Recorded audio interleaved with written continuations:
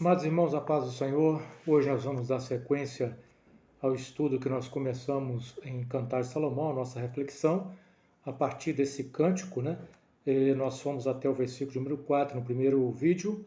Quem não assistiu, né, eu sugiro que procure o nosso primeiro vídeo sobre Cantar de Salomão.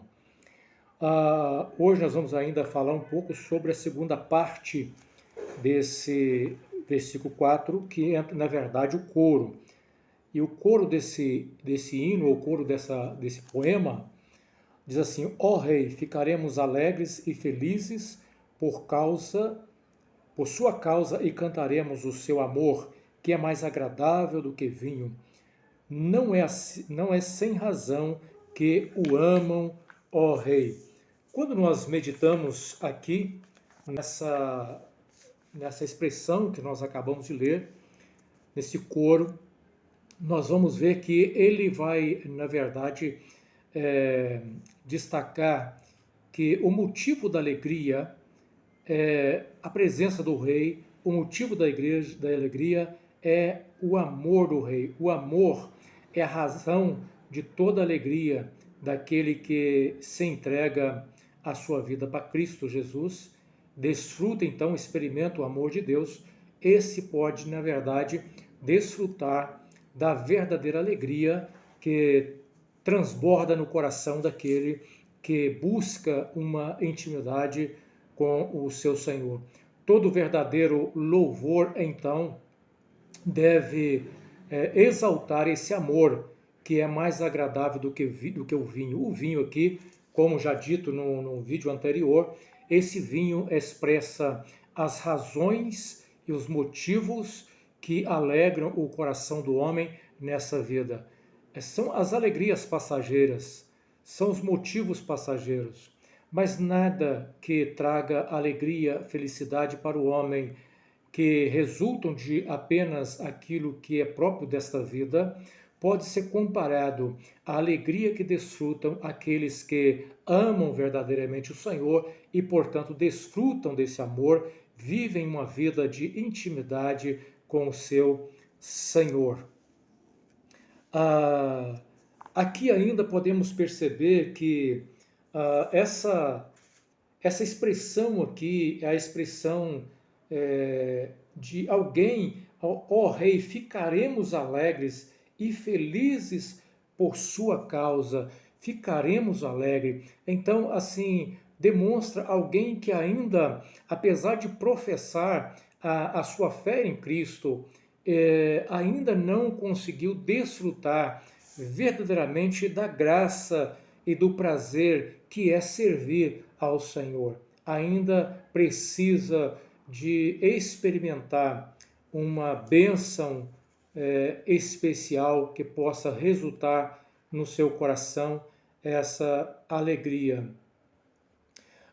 Dentro da igreja, muitas das vezes, nós vamos encontrar crentes de todas as maneiras, inclusive crentes que são crentes professos, né?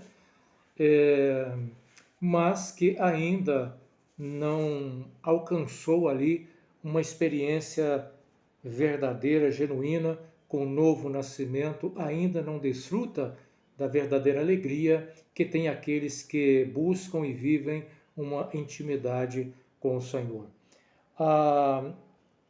No versículo seguinte, o versículo número 5, aqui é a expressão da noiva, né? E ela vai dizer assim: mulheres de Jerusalém, eu sou morena, porém sou bela. Sou morena escura, como as barracas do deserto, em outras versões, as tendas de Quedar. Como cortinas do palácio de Salomão. O que nós podemos ver aqui, algumas pessoas vão fazer uma comparação das mulheres de Jerusalém com aqueles que são os crentes que estão debaixo do sistema da graça, mas que ainda não alcançaram a maturidade. Nesse caminho vai a interpretação de Watmani. Ele vai falar que a Jerusalém aqui seria uma figura da Jerusalém celestial, portanto representando o sistema da graça, onde todos que são filhos de Deus são inseridos como filhos da Jerusalém de cima, que é assim que nós vemos o Novo Testamento fazendo essa alegoria da Jerusalém terrestre, que é escrava, com a Jerusalém de cima, que é a Jerusalém livre. Então ele faz essa aplicação. Mas é possível também que nós entendermos aqui a experiência daqueles primeiros cristãos judeus que, embora sendo cristãos, não tiveram ainda, não compreendiam ainda a realidade do plano eterno de Deus, do mistério que estava oculto no Antigo Testamento, que dizia respeito à igreja do Senhor Jesus, que abarcaria não somente judeus, mas todos aqueles que iriam aceitar a Cristo como Salvador. Portanto, a igreja do Senhor Jesus, ela não é uma igreja de judeu e nem é uma igreja apenas de gentio, mas ela é uma igreja de todos os povos. Ela é uma igreja onde não existe mais as barreiras. No entanto, nós percebemos que no início da igreja, Paulo teve então uma grande luta para convencer os judeus cristãos de que o Senhor estava inserindo os gentios na aliança e que a relação de Deus com os gentios nessa aliança, nessa nova realidade, que é a nova aliança, era uma relação distinta do antigo pacto. E que muitas das vezes essa falta de compreensão dessa realidade no Novo Testamento trouxe alguns desgastes para aqueles que se convertiam à igreja e que não tinham a sua origem judaica. É importante notar aqui porque essa noiva, ela vai dizer da sua dificuldade por ser exatamente de origem não judaica, né? Aqui ela fala das tendas de Quedar, e Quedar, na verdade, não é uma origem judaica, né? Vamos ver aqui o que vai dizer. Essa tenda de Quedar eram tendas dos árabes nômades. E o que eram essas tendas? Por que ela se compara com as tendas de Quedar? Primeiro, alguns intérpretes vão dizer que é justamente aqui que ela vai demonstrar a sua origem, né? A sua descendência, que seria, na verdade, essa descendência árabe e, portanto, de pele escura. As tendas de Quedar eram cobertas por peles de cabras e peles escuras e marrons. E talvez fosse essa exatamente a condição dessa sulamita, de pele escura e que, às vezes, tem a dificuldade para se relacionar e que para demonstrar que ela é amada pelo Senhor, ela é inserida nesse concerto com o Senhor. E ela vai dizer: sou morena, porém sou bela. Aqui mostra a luta da igreja para ser aceita como escolhida.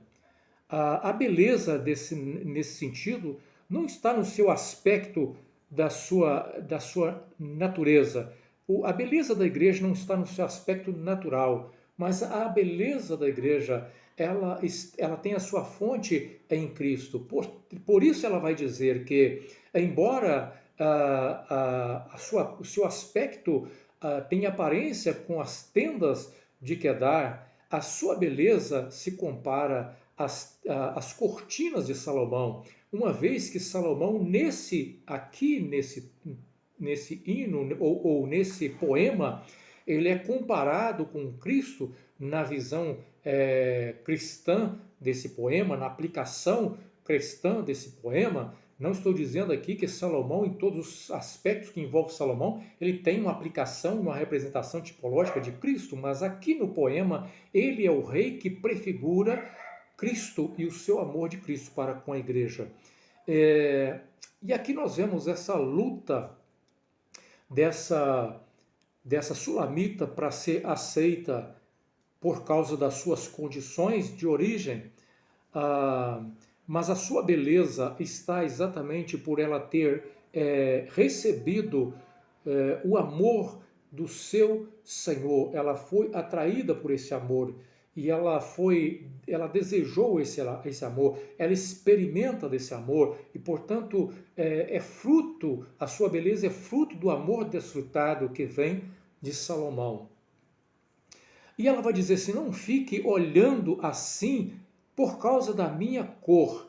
Aqui nós vemos um aspecto um pouco preconceituoso, né? Um aspecto preconceituoso que muitas das vezes é possível notar em muitas pessoas, e naquele contexto da igreja nascendo, o aspecto preconceituoso se via por parte dos judeus, que tinha dificuldade de aceitar que o Senhor havia escolhido os gentios, né? E que Paulo vai descrever essa realidade, escrevendo aos Romanos e mostrando que o Senhor, ele é soberano para eleger quem ele quer.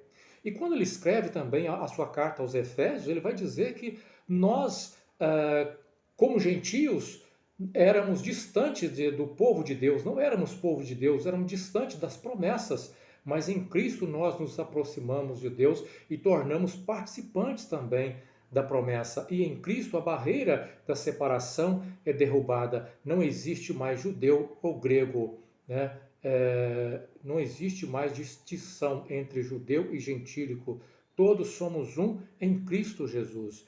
Embora esse aspecto preconceituoso, racial, ele pode ser notado, às vezes, até na vida de cristãos, que olham para as pessoas pelas as suas origens e muitas das vezes se acham melhores do que os outros, e isso jamais deve ser se achar lugar na vida da igreja do Senhor Jesus. A igreja do Senhor Jesus não pode ser julgada de forma preconceituosa. E ela vai dizer assim: eu sou bela. Eu sou bela. Ela então vai a consciência que quando ela fala assim, eu sou bela como as tendas ou como as cortinas de Salomão, é a consciência daquele que, uma vez aceito em Cristo, ele se torna belo não por si só, mas pela beleza que vem de Cristo. E ela vai expressar ainda mais que no versículo 6, não fique olhando assim por causa da minha cor, pois foi o sol que me queimou. Meus irmãos ficaram zangados comigo e me fizeram trabalhar nas plantações de uvas.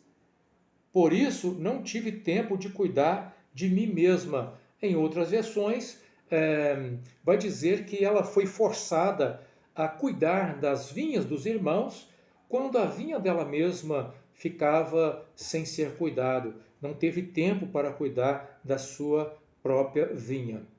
E ela vai dizer que o aspecto ali que às vezes escondia a sua beleza dos outros era porque o sol havia queimado a sua pele. E o sol queimando a pele fala do desgaste do dia a dia, as preocupações, a vida de sofrimento, muitas das vezes nos causa um desgaste tal que às vezes traz dificuldade para nós como cristãos até mesmo refletirmos a beleza de Cristo em nós. E as pessoas muitas vezes não conseguem enxergar isso. Por quê? Por causa dos desgastes do dia a dia. De um jugo, muitas das vezes, daqueles que deveriam ser amável, compreensível, mas ofusca esse jugo colocado, esse peso que não leva em consideração as limitações humanas, o exagero, o fardo colocado por aqueles que deveriam amar e compreender. Muitas das vezes, no seio da igreja, muitos cristãos estão sob julgos, sob peso, sob fardos, daqueles que forçam os cristãos a trabalhar para si, para cuidar dos outros, e não tem tempo para olhar para si mesmo e cuidar do seu relacionamento com Deus, cuidar da sua própria vinha. Estão tão preocupados e tão envolvidos em cuidar dos outros, mas esquecem de si e não têm tempo para si próprios.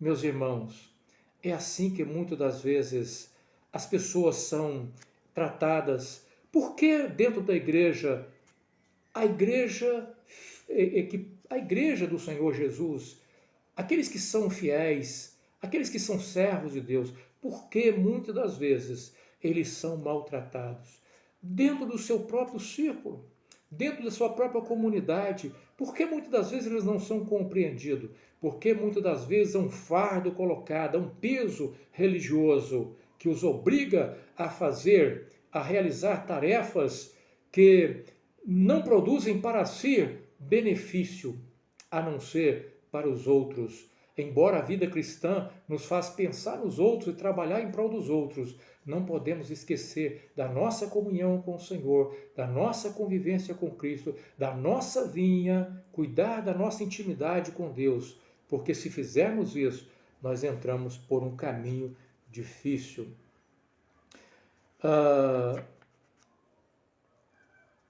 Os irmãos estavam zangados com ela, né? Ela vai dizer, meus irmãos ficaram zangados comigo. Irmãos zangados comigo. Muitos crentes estão agindo dessa maneira. Quantos crentes atacando crentes nas redes sociais. Quantos crentes espetando crentes, falando palavras agressivas contra cristãos, por uma questão ou outra, por uma divergência aqui e ali. Não há muitas das vezes um respeito, não há muitas das vezes uma compreensão com a limitação de cada um, mas muitas das vezes se exige além do que se pode exigir e que se deve exigir dos outros. E muitas das vezes nós vemos uma guerra entre cristãos nas redes sociais. E o que isso pode fazer, senão ofuscar a beleza da noiva, quando aqueles que não fazem parte desse rol, dessa realidade, dessa vida cristã, olha para tudo isso, assistem essas brigas, essas confusões, esses ataques nas redes sociais, e eles não conseguem compreender, enxergar a beleza da noiva de Cristo. Porque a sua beleza vai sendo ofuscada por todas essas confusões de irmãos que não têm sensibilidade, de irmãos que não têm amor, de irmãos que não têm compaixão. Alegam se preocupar com as vinhas, mas que vinha, senão a sua própria vinha, senão aquilo que pode alegrar o seu próprio coração, mesmo que isso custe a vida espiritual de outros irmãos. Isso é uma tristeza e nós devemos então trazer para nós aquilo que é o centro desse poema. A beleza está no amor. A menos que o amor flua dentro de nós, de uns para com os outros, jamais a beleza de Cristo será notada por aqueles que estão a olhar para a noiva do Senhor nessa hora. O sol que queimou fala das lutas. Algumas pessoas querem colocar aqui o sol como batismo com o Espírito Santo e não faz nenhum sentido isso. Por quê? Porque o próprio texto vai dizer que a razão da sua pele está queimada foi consequência do sol. E essa pele queimada pelas lutas ofuscaram a sua beleza. Ofuscaram a sua beleza. É exatamente isso que está dizendo. Então não há como nós colocarmos aqui o sol como figura do batismo com o Espírito Santo. Porque ao contrário, o batismo com o Espírito Santo, ele não ofusca a beleza, mas ele vai, na verdade, ele vai expressar, ou ele vai tornar visível cada vez mais a beleza de Cristo, do seu amor na vida da igreja. Então esse sol, ele aqui é uma dificuldade, ele aqui não é o batismo com o Espírito Santo. Não olheis assim, é o julgamento injusto por muitas pessoas, o julgamento injustos. Não olheis assim. Devemos ter o cuidado com aquilo que nós olhamos e tiramos como lição da cor negra da pele. Algumas pessoas querem pegar a cor negra da pele e fazer aqui uma alusão ao pecado. Devemos ter cuidado com isso. porque isso acaba sendo uma forma de revelar um preconceito. Embora todo ser humano, no seu estado natural, ele não tem como expressar a beleza do Senhor, porque a imagem do Senhor ela está ofuscada por causa do pecado, e aqui abrange não somente aqueles de cor negra, mas de cor branca, de qualquer origem, de qualquer etnia, todos os seres humanos nascidos e herdados do pecado de Adão, eles têm a imagem de Deus deformada por causa do pecado, eles não conseguem exibir essa imagem, que só é possível exibir a beleza quando a imagem de Deus é restaurada exatamente pelo derramado amor de Cristo na vida daqueles que são salvos. Então, temos que ter esse cuidado para não atrelarmos a cor negra aqui da pele ao pecado.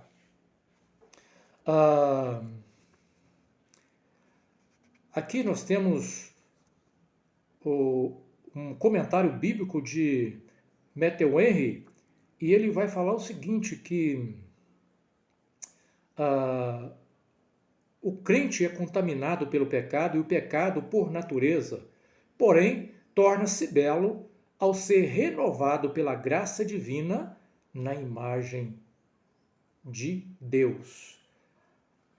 Ainda estando deformado com os resíduos pecados, porém belo por ser aceito em Cristo. É exatamente assim. É assim que o ser humano é alcançado, muitas das vezes com todas as suas deformações, mas ele é alcançado pela graça de Deus, e aí então transformado, tendo a sua imagem restaurada, a imagem de Deus em Cristo Jesus. O belo, nós nos tornamos belos ao sermos aceitos em Cristo Jesus. A beleza da igreja não está em si mesma, mas em Cristo. Em Cristo. Todas as vezes que nós lemos as cartas apostólicas, nós vamos ver que a preocupação dos apóstolos é anunciar que os méritos de tudo aquilo que é bom que está na igreja deve ser sempre reconhecido em Cristo Jesus. E todo louvor e toda adoração deve se voltar para aquele que nos salvou. É a mensagem que deve ser cristocêntrica, mas o louvor também, a mensagem do louvor também tem que ser cristocêntrico. O louvor deve expressar o amor de Deus, a salvação, a centralidade em Cristo Jesus. Temos hoje, nesses dias, uma grande dificuldade com relação às músicas, louvores que são inseridos nos cultos das igrejas. Muitas vezes louvores que são antropocêntricos, louvores que têm uma preocupação em exaltar o homem e não exaltar a obra de Cristo. Aqui está o grande perigo e a grande dificuldade. E o que Cantares vem trazer para nós é uma reflexão e um despertamento para que nós possamos olhar que tipo de mensagem nós estamos ouvindo nos púlpitos das nossas igrejas, que tipo de mensagem nós estamos pregando nos púlpitos das nossas igrejas, qual o nome está sendo anunciado nas nossas igrejas, os cultos da nossa igreja exalta qual nome. Tudo isso é importante, porque há um nome a ser proclamado e anunciado pela igreja, e esse nome é o nome do Senhor Jesus. Ainda podemos citar que dentro da igreja existe crentes imaturos, crentes, às vezes até mesmo nominais, que podem pertencer ao sistema da graça, mas não desfrutam da sua beleza, não desfrutam. Às vezes, por não compreender a graça, porque às vezes a mensagem, o discipulado a respeito da graça foi negligenciado. E a ausência dessa mensagem vai resultar, muitas das vezes, em ausência de vidas salvas, ou às vezes, vidas salvas que não são capazes de desfrutar do valor, da beleza da graça, do descanso que nós encontramos na graça salvadora de Cristo Jesus. O sol, portanto, encerramos aqui, né? Já falamos sobre o sol, E aqui o versículo de número 6 encerra: por isso, não tive tempo de cuidar de mim mesma. Está na hora, meu irmão. Se você está sendo escravizado, se você está numa comunidade onde há um peso, há um jugo sendo colocado sobre você, que não tem permitido que você olhe para as suas necessidades e cuide da sua vida, da sua vinha, cuide do seu relacionamento com Deus, está prejudicando o seu relacionamento com Deus, ora, você não pode ser escravo de homens. Você não pode ser escravo de homens, nós somos libertos em Cristo. Essa jovem donzela se tornou escrava dos seus irmãos. Meus irmãos, não podemos ser escravos de líderes, escravos de homens. Somos do Senhor Jesus, pertencemos a Ele e precisamos cuidar do nosso relacionamento com Ele. Que Deus assim nos abençoe e até o próximo vídeo.